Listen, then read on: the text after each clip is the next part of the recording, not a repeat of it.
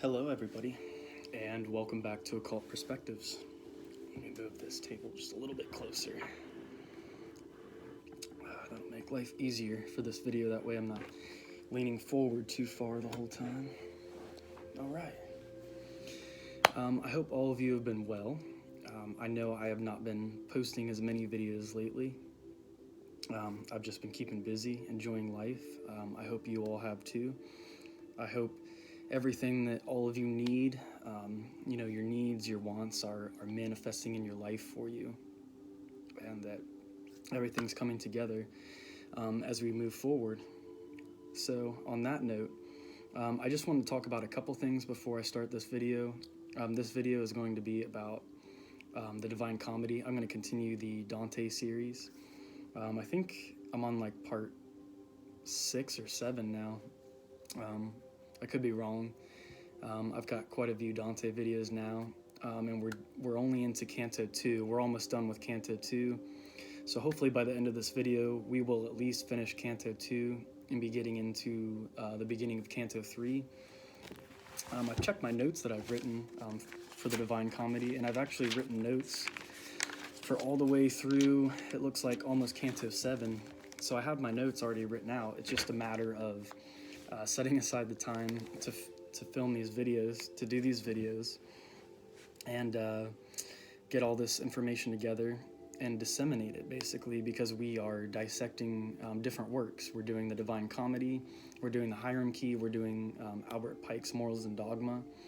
And what I'm trying to do by reviewing each of these books is basically pull out the occult gems, the esoteric gems that are contained within all of these works to help us understand our own path, to help us understand just more knowledge in the field of esoterica. That way we can go forth and spread this knowledge. That's really what this channel is about.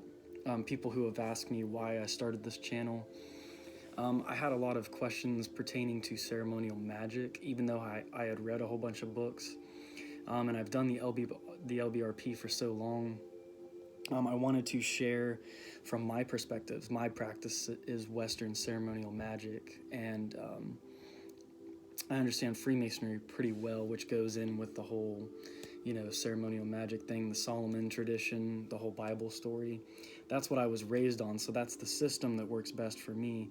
Now, there may be Thelemites out there, or Thelemites. Sorry if I'm pronouncing that wrong. There might be Buddhists that follow my channel. It's not about following the practices that I'm posting on here. This is just for those who are interested in those sorts of practices. Do whatever is best for you. This is not a dogmatic channel. This is not about dogma. This is about spreading information. So I just wanted to get that out of the way first.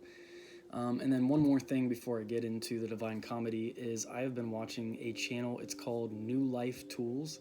It's spelled N-U, new, and then Life, L-Y-F-E. Tools is spelled normally, and Brother Youssef runs that channel. I don't know him personally. I've never contacted him, but I love his YouTube content. He gets into such deep esoteric concepts that really, and he has a good knowledge on them. He seems to have read from lots of different sources, because at first I wasn't so sure. Like, I had watched maybe just 1 or 2 videos. The first one I ever watched of his was actually a video on the spiritual meaning of tattoos, because I have one tattoo on my back, and me and my fiance had been talking about that. What's tattoos, really signify on a spiritual level. And then I found his video through that, interest, and I started watching all his videos, and he talks about the demiurge and like the hierarchy of all the beings and stuff. He even has like some videos on dragons, how dragons and dragon magic is some of the most primordial magic. Dragons are even above like the archangels and the angels, and above most gods, lowercase gods, not the almighty source. So the way this hierarchy works, you have like the negative veils of existence, the Ein Sof, etc., the Empyrean heaven, and then I guess these dragons would be somewhere beneath maybe Kether or something. Not sure how it all works. I'm doing more research on that now that I found his videos, but he covers a lot of other material, and it's just really good. So I highly recommend New Life Tools. His voice is really calm. He's a real chill guy. He's easy to talk to. Probably a lot easier to talk. Easy to listen to. He's probably a lot easier to listen to than a lot of my videos, because I kind of jump back and forth. I end up doing that a lot in my videos. So I think that pretty much covers it. You know, you can find me on Facebook. I don't do Patreon. I don't do Instagram. I just have Facebook and YouTube. Those are the only two forms of social media I have. So let's go ahead and get on with the story. I'm going to go ahead and open up to the pages in both books, because if you've been watching my other Dante videos, I've got two books, this version, and then I've got a really fancy version, but it's a more archaic, like older version of the same poem, a different translation. Okay, so starting right off from the last Divine Comedy video, I just watched it, that way I would know where I was. We are in Canto 2. Let's start on line 97. This is where they start talking about Saint Lucia, if I'm pronouncing that correctly. Lucia or Lucia.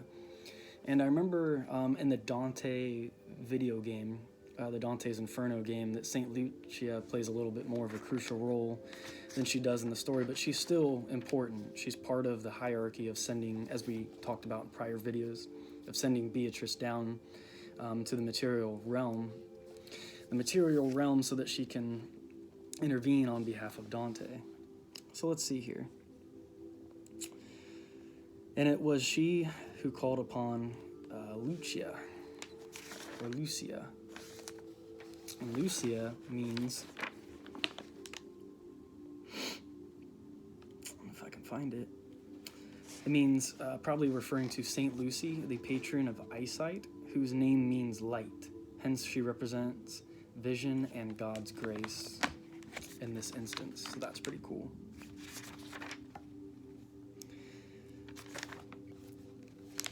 Requesting of her now, your faithful one has need of you, and I commend him to you. Lucia, enemy of every cruelty, arose and made her way to where I was sitting beside the venerable Rachel. So Beatrice made her way over to Beatrice, it sounds like, who was sitting beside Rachel.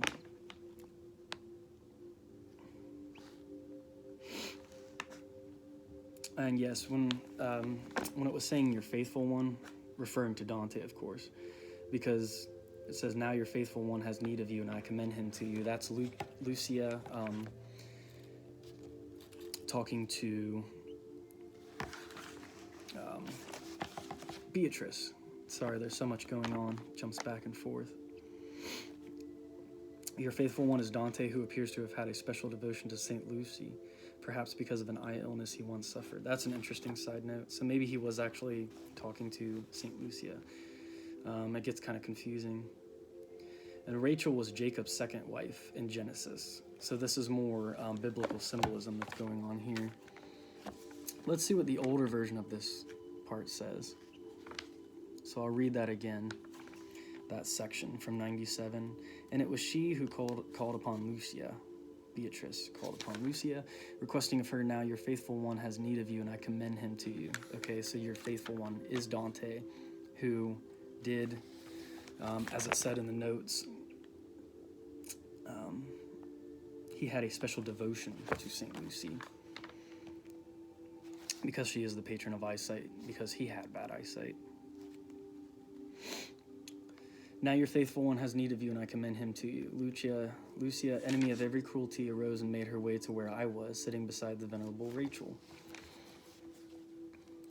In her entreaty, she besought Lucia, and said, thy faithful one now stands in need of thee. This is the other version. And unto thee I recommend him. Lucia, foe of all that cruel is, hastened away and came unto the place where I was sitting with the ancient Rachel. Refers to her as ancient because she's in Genesis, the first book of the Bible. Let's go back to this version. She said, you, Beatrice, true praise of God, why have you not helped him who loved you so that, for your sake, He's left the vulgar crowd, basically left the profane. Dante has gone on to lead a more spiritual life, essentially. Do you hear nothing?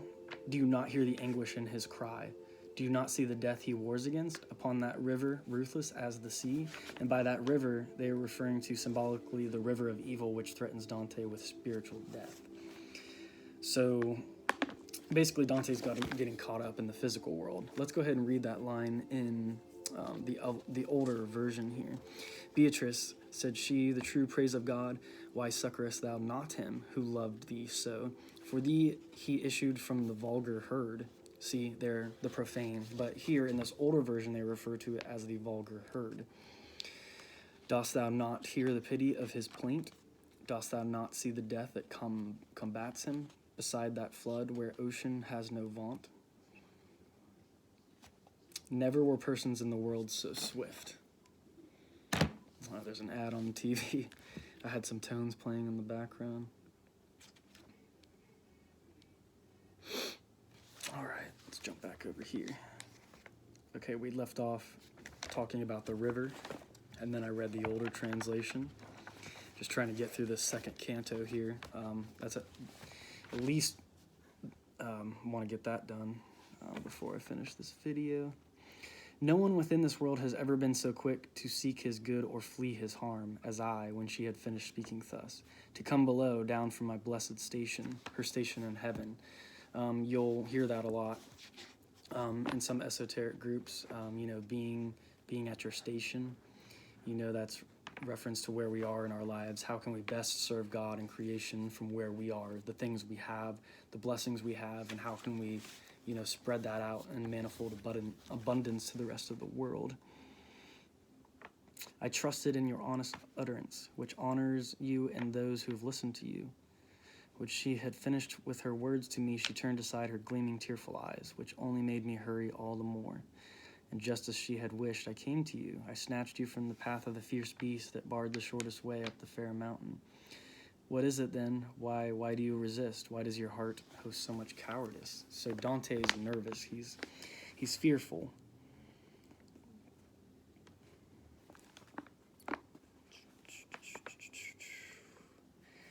Now, I'm going to go back up to line 110. So quick to seek his good or flee his harm as I, when she had finished speaking thus, to come below, down from my blessed station, I trusted in your honest utterance, which was Virgil's ability as the great poet to guide Dante with his wise and virtuous words.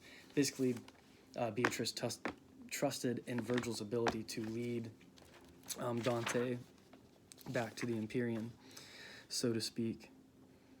I'm not gonna read that part in the older translation. I'll try to do that more with like the interesting verses, the really interesting verses, the more esoteric ones.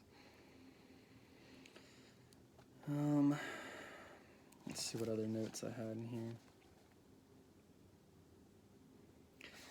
So the way this line, this divine feminine hierarchy works is it's God, and then it's Mother Mary, and then it's Lucia, and then it's Beatrice, as we've said before.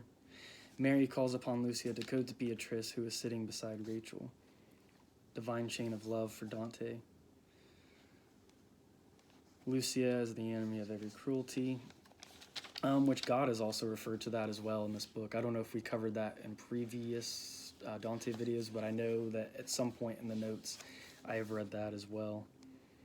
We were talking about the vulgar crowd, the profane, river of symbolic death, and we'll find later on there's the river Styx in hell too. So here we have river symbolism before we even get to that part of the Inferno. Line 119, the fierce beast. And just as she had wished, I came to you, I snatched you from the path of the fierce beast, which was the world of the profane, the world of sin, the uninitiated, the outside world. Line 24:3, such blessed women concerned. Let's see what's going on here. Okay, so we'll go back to, what is it then? Why do you resist? Why does your heart host so much cowardice? Where are your daring and your openness?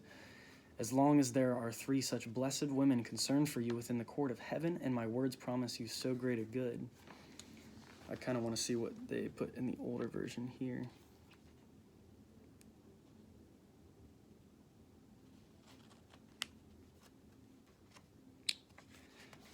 was that? It's starting on like line 20. What is it then? Why dost thou delay? Why is such baseness bedded in thy heart? Daring and hardihood, why hast thou not? Seeing that three such ladies, benedict, that's a word I'm not familiar with, are caring for thee in the court of heaven. So, and here they referred to the court of heaven. They use the same wording in both. Okay. And so much good my speech doth promise thee. Okay. Let's go ahead and read the rest of the other version.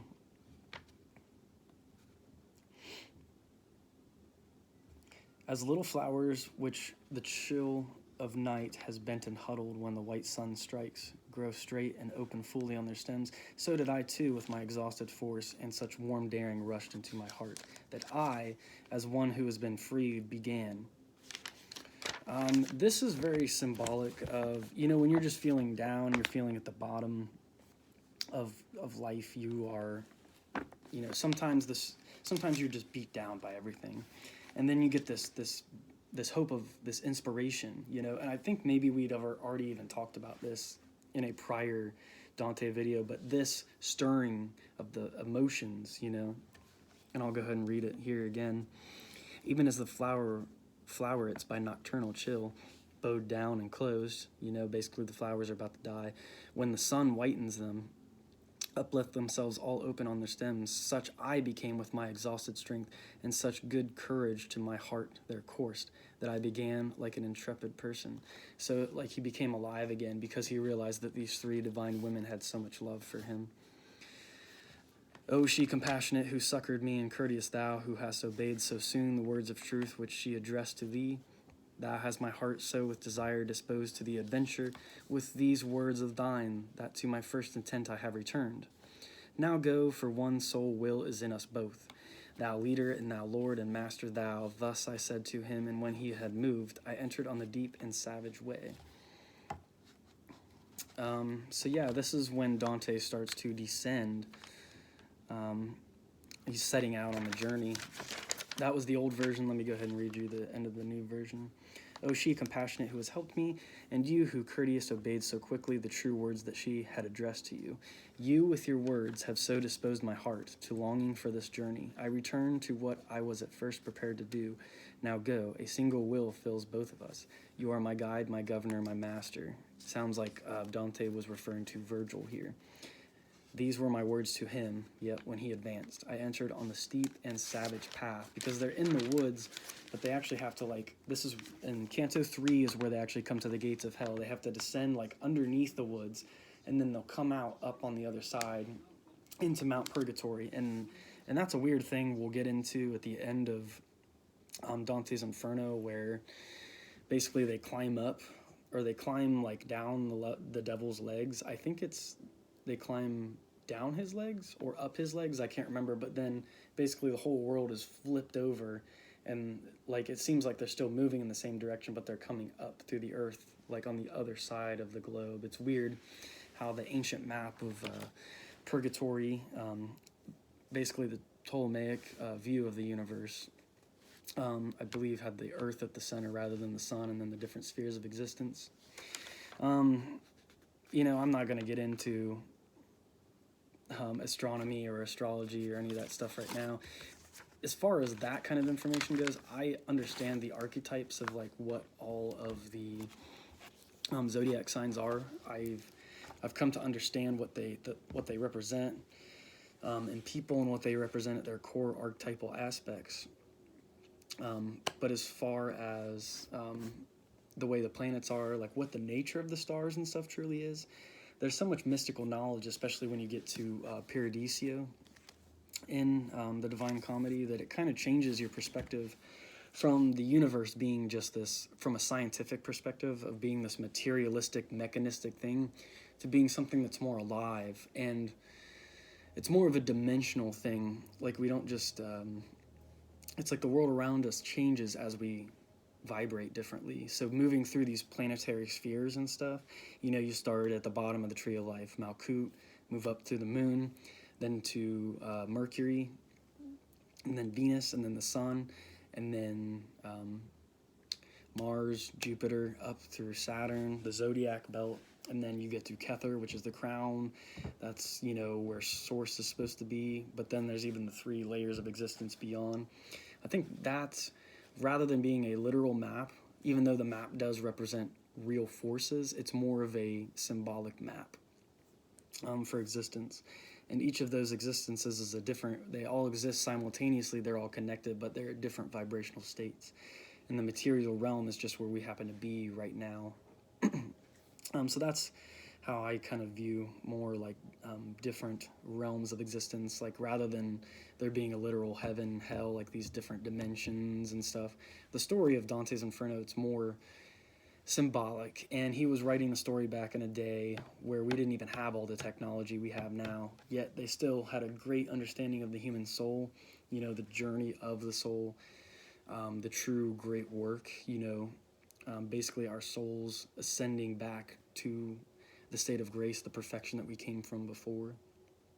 This is all, you know, very cosmic stuff. So I think I've rambled on long enough for this video. I think it seems like I have a lot of extra time today to do some things. So I played a little bit of music earlier. Don't know if I'll do more of that or not. I may end up doing another video for this YouTube channel. I hope you all are doing extremely well. As I said in the beginning of the video, peace and blessings. Please subscribe to my channel. I'm so blessed. I think I'm at like 324 subscribers now or something. We've almost reached like 11,000 views as a channel. So that's awesome, guys. Keep it coming. Keep sharing the knowledge. Keep spreading the light. So, alrighty. Until next time.